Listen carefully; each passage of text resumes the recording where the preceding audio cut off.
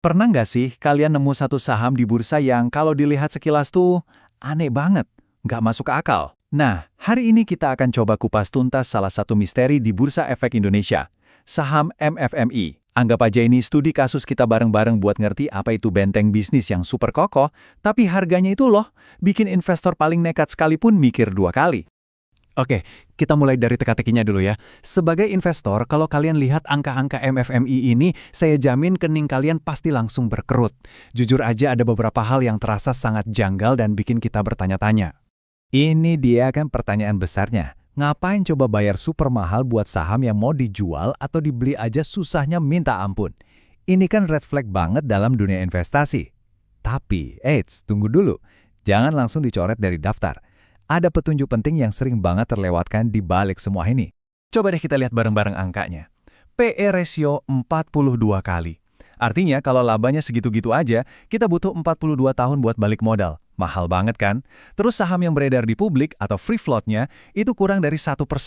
Artinya, ya ampun ini saham sepi banget perdagangannya. Sampai sini kelihatannya jelek semua. Tapi, coba lihat baris paling bawah.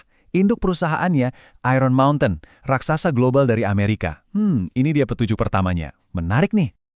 Oke, untuk ngerti kenapa harganya bisa semahal itu, kita nggak bisa cuma lihat angka di permukaan, kita harus bedah bisnisnya. So, apa sih yang sebenarnya dikerjain sama MFM ini sampai dihargai semahal itu? Nah, ini nih yang sering bikin orang salah kaprah. Banyak yang ngira MFM itu ya cuma perusahaan arsip biasa, jualan rak, jualan box. Wah, salah besar. Produk utama mereka itu justru nggak kelihatan, yaitu kepercayaan, trust. Mereka itu jualan rasa aman dan ketenangan pikiran buat klien-klien besar mereka. Dan kepercayaan itu mereka jual lewat layanan-layanan yang fundamental banget ini. Mulai dari simpen dokumen fisik di gudang super aman, yang jangan salah masih krusial banget karena aturan hukum, sampai ngelindungin data digital. Bisnis kayak gini tuh emang kelihatannya ngebosenin, tapi buat kita sebagai investor, wah ini cantik banget.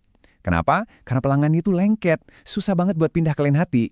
Pendapatannya jadi stabil dan bisa diprediksi. Dan ini dia kartu asnya MFMI. Mereka itu bukan pemain lokal biasa. Mereka itu ya Iron Mountain-nya Indonesia. Bayangin, induknya dipercaya sama hampir semua perusahaan terbesar di dunia.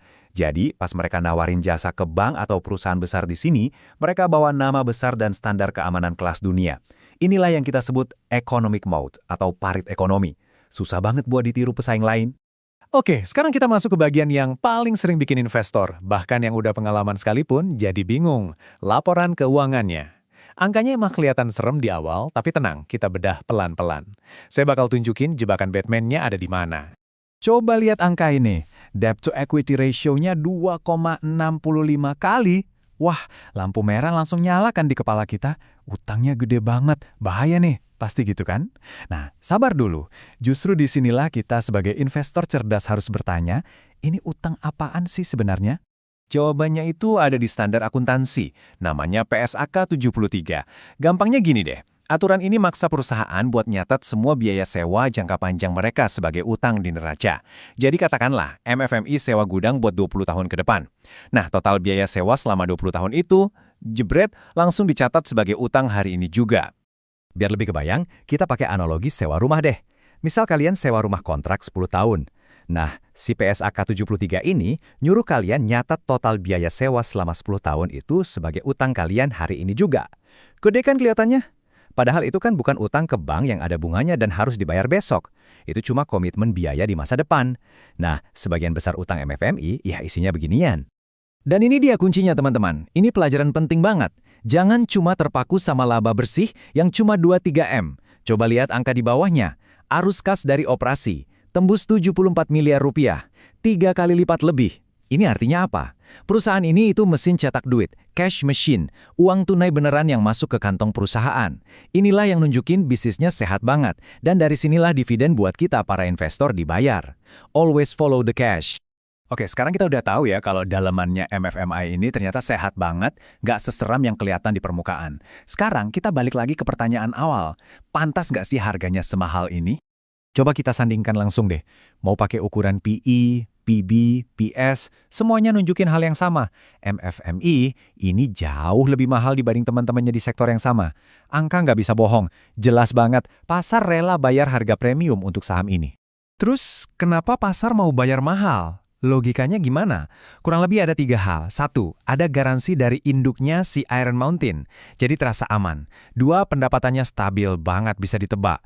Dan yang ketiga, ini yang menarik, ada harapan besar ke depan, terutama dengan adanya aturan-aturan baru soal perlindungan data. FMIFI dilihat bisa jadi jawarannya di bidang ini. Nah, dalam investasi, kita harus selalu seimbang. Kita harus lihat sisi bagusnya dan sisi jeleknya. So, mari kita lihat bull case alias skenario optimisnya dan juga bear case atau skenario pesimisnya. Oke, kita mulai dari yang jelek-jeleknya dulu ya, bear case-nya. 1, tren paperless office. Mau nggak mau, ini ancaman nyata buat bisnis arsip fisiknya. 2, seperti yang kita bahas tadi, sahamnya nggak liquid, susah banget beli atau jual dalam jumlah besar. Dan 3, risiko delisting. Karena induknya udah punya 99% lebih, bisa aja kan suatu saat mereka mutusin buat, ya udah deh kita jadi perusahaan tertutup aja. Ini risiko nyata. Sekarang, kita lihat sisi cerahnya, bull case-nya. Pertama yaitu tadi, cash flow-nya deras banget dan dividennya rajin. Kedua, benteng bisnisnya itu kokoh luar biasa, susah ditembus pesaing. Dan ketiga, ini yang bisa jadi game changer-nya, aturan baru soal data pribadi kayak UU PDP, itu bukan ancaman, tapi justru jadi angin segar buat bisnis mereka. Perusahaan-perusahaan jadi makin butuh jasa mereka. Oke, kita udah lihat dari 2 sisi baik dan buruknya. Sekarang, gimana cara kita merangkum ini semua jadi sebuah tesis investasi untuk diri kita sendiri? Intinya tuh begini, MFMI ini pada dasarnya adalah perusahaan defensif yang super sehat, stabil, aman, tipikal saham value lah. Tapi, harganya itu harga saham growth, harga saham perusahaan teknologi yang pertumbuhannya gila-gilaan. Nah, paradoks inilah yang jadi inti dari semua pertimbangan kita. Bisnisnya value, tapi harganya growth. Jadi, kalau mau disimpulkan, MFMI itu ibarat sebuah benteng yang super kokoh, aman banget di dalamnya. Tapi, harga tiket masuk ke benteng itu mahal banget. Nah, pertanyaan terakhir ini kembali lagi ke kalian. Apakah harga semahal itu sepadan dengan rasa aman dan stabilitas yang ditawarkan? Cuma kalian yang bisa jawab, sesuai dengan filosofi investasi masing-masing.